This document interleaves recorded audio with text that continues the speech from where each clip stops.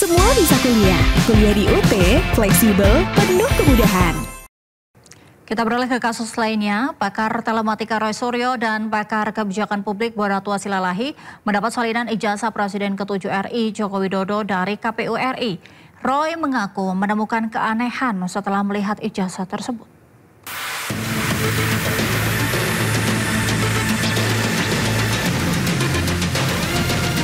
Pengamat kebijakan publik Bonatua Silalahi menerima salinan fotokopi ijazah Presiden ke-7 Indonesia Joko Widodo dari Komisi Pemilihan Umum RI pada Jumat pagi.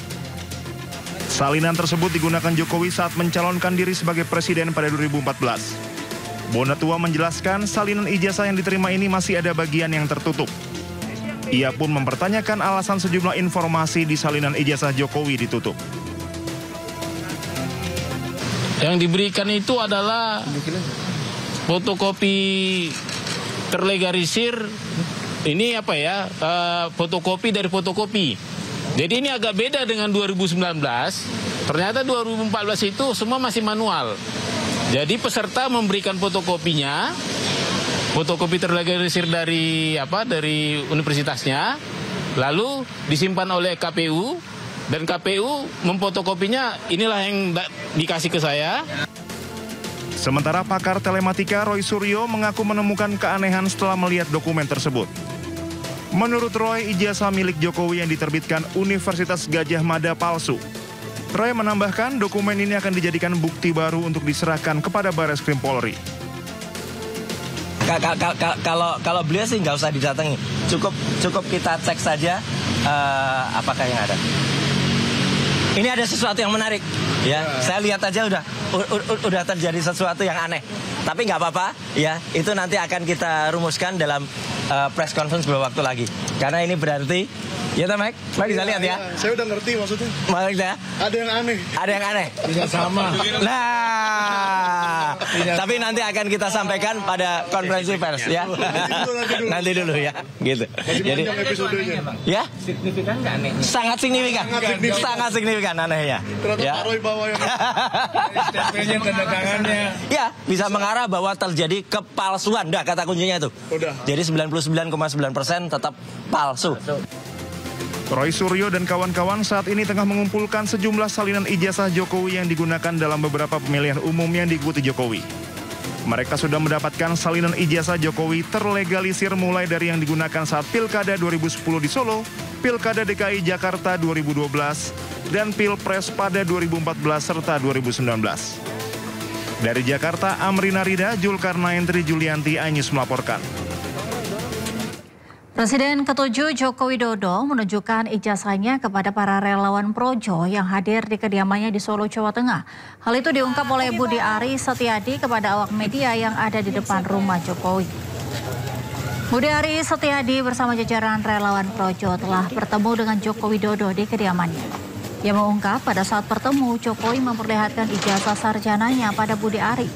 Budi menegaskan ijazah yang ditunjukkan oleh Jokowi adalah asli. Ketua Umum Projo itu juga menyebut Jokowi memberikan arahan untuk mendukung pemerintahan Prabowo Gibran. Urusan yang lainnya ijazah yang tanya Pak Freddy. Soal ijazah nanti ini penting nih. Tadi dikasih lihat. Sebetulnya ijazah tanya Mas Roy aja lah. Ya, udah kasih lihat yang tadi ngomong itu, yang penting. Iya, jadi sebetulnya udah bolak-balik kalau masalah ijazah ini Pak Jokowi udah menegaskan bahwa ijazahnya memang ada. Ya, dan kita tadi dipertunjukkan bahwa ijazah Pak Jokowi itu ada, dan Pak Jokowi juga udah menunjukkan ke rektor, ke dekan. Jadi bukan hanya menepis semua isu-isu dan keraguan bahwa ijazah Pak Jokowi itu hilang, terbakar, tetapi memang ada, dikeluarkan UGM dan masih dipegang oleh beliau. Jadi selesai isu ijazah itu ya. Ya, makasih ya. Udah yang nih, udah. Anda kembali di Sido Malam. Pemirsa, ratusan warga rela antri berdesakan demi mendapatkan bantuan pangan gratis program pengendalian kerawanan pangan dari pemerintah. Bantuan itu diharapkan dapat membantu meringankan beban ekonomi.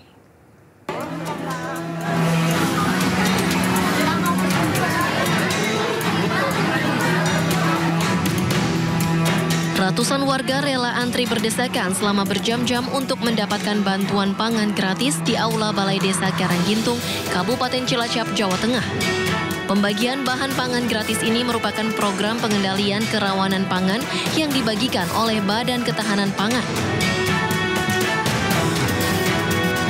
Setiap warga yang telah tercatat menerima bantuan berupa telur, minyak goreng, susu bubuk, hingga garam. Warga antusias mendapatkan bantuan bahan pangan gratis karena dapat membantu meringankan beban ekonomi mereka. Banyaknya jumlah penerima bantuan yang mencapai 447 warga. Panitia menerapkan sistem berkelompok untuk menghindari penumpukan antrean saat proses pembagian berlangsung. Bantuan intervensi pengendalian dari Badan Pangan Nasional. Ada berapa KPM yang terima Pak untuk hari ini? Untuk penerimanya sejumlah 447 KPM.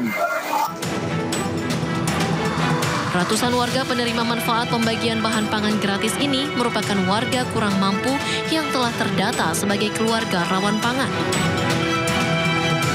Dari Cilacap, Jawa Tengah, Heri Susanto, iNews melaporkan. Wakil Gubernur Banten Dimyati Natakusuma menyegel lokasi tambang pasir di Kecamatan Cibadak, Lebak, Banten. Penyegelan dilakukan setelah banyaknya keluhan masyarakat terkait aktivitas tambang pasir yang membuat jalan rusak dan membahayakan pengendara.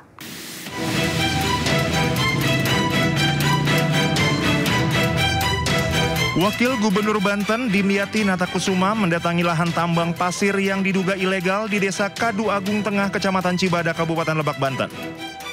Keberadaan tambang pasir tersebut sangat mengganggu mobilitas warga dan membahayakan pengendara karena akses jalan menjadi rusak akibat sering dilalui truk besar. Selain merusak akses jalan, keberadaan tambang tersebut juga menimbulkan kemacetan di arah pintu tol Serang Panimbang akibat parkir liar truk pengangkut pasir di sekitar lahan tambang yang hanya berjarak 150 meter di tepi jalan. Dalam sidak kali ini, Wakil Gubernur bersama rombongan langsung memasang garis polisi di area galian dan meminta kegiatan tambang dihentikan selamanya. Ternyata lahan ini, lokasi tambang ini adalah ilegal dan tidak berizin. Kalau berizin pun kami akan cabut izinnya. Tapi karena tidak berizin, maka kami minta semua aktivitas stop. Kalau tidak, ya kami akan tempuh jalur. Wakil Gubernur Banten meminta Polda Banten segera melakukan penyelidikan terhadap aktivitas penambangan pasir tersebut. Dari Lebak, Banten, Iskandar Nasution, iNews melaporkan. Pemirsa, Dewan Pimpinan Wilayah DPW Partai Perindo Papua Tengah menggelar rapat koordinasi wilayah di Napire, Papua Tengah. Rakorwil ini menjadi momentum penting bagi Partai Perindo untuk memperkuat konsolidasi organisasi serta menegaskan dukungan terhadap pemerintah daerah. Rakorwil DPW Partai Perindo Papua Tengah dihadiri Bendahara Umum DPP Partai Perindo Michael Victor Sianipar dan jajaran pengurus DPD Kabupaten Kota Provinsi Papua Tengah.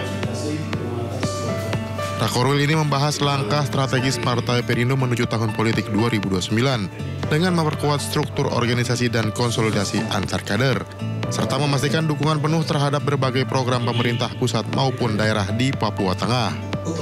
Jadi Partai Perindo mendukung penuh pemerintahan Pak Gubernur Meki Nawipa.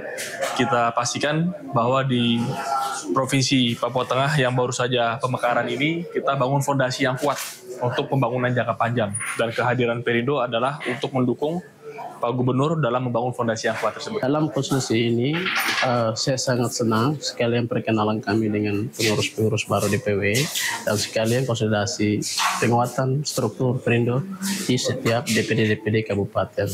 Dan sebagian dari DPD yang sudah masuk, itu saya rasa semua sudah oke di 8 kabupaten. Pada kesempatan ini, Bendahara Umum DPP Partai Perindo Michael Victor Sianipar juga menyerahkan surat keputusan kepada Amandus Pigai sebagai Ketua DPW Partai Perindo Papua Tengah. Penyerahan SK ini menandai langkah baru dalam penguatan struktur partai di Papua Tengah. Dari Nabire, Papua Tengah, Wendy Eko Suswinarko, iNews melaporkan.